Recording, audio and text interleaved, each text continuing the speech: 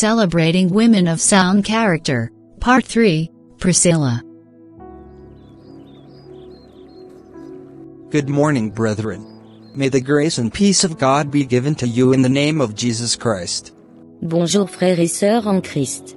Que la grâce et la paix de Dieu vous soient données, au nom de notre Seigneur Jésus-Christ.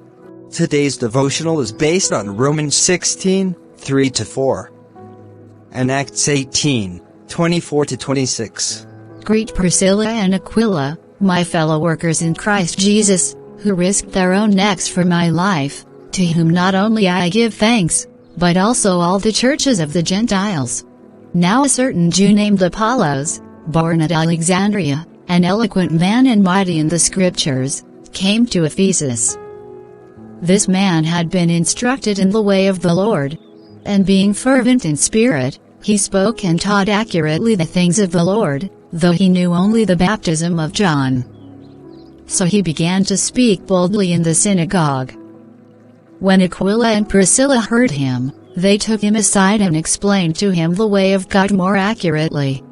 Le dévotionnel de ce jour est basé sur Romains 16, 3-4. Et Actes des Apôtres 18, versets 24 à 26. Priscilla was a woman of sound character, because she was identified by the Apostle Paul as a fellow worker in the Lord.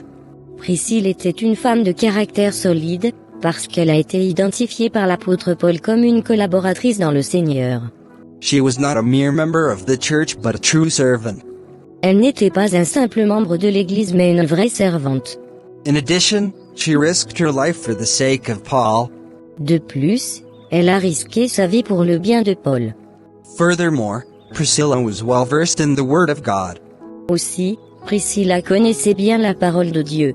As a result, she and her husband Aquila were able to take Apollos aside, mentor him, and teach him the way of God more accurately.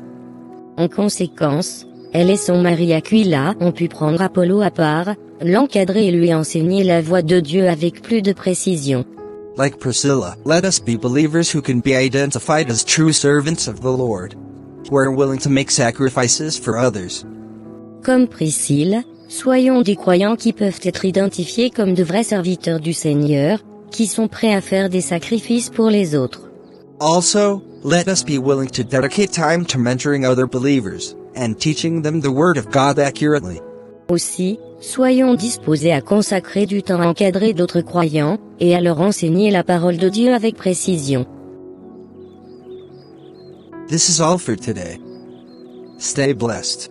C'est tout pour aujourd'hui. Soyez bénis.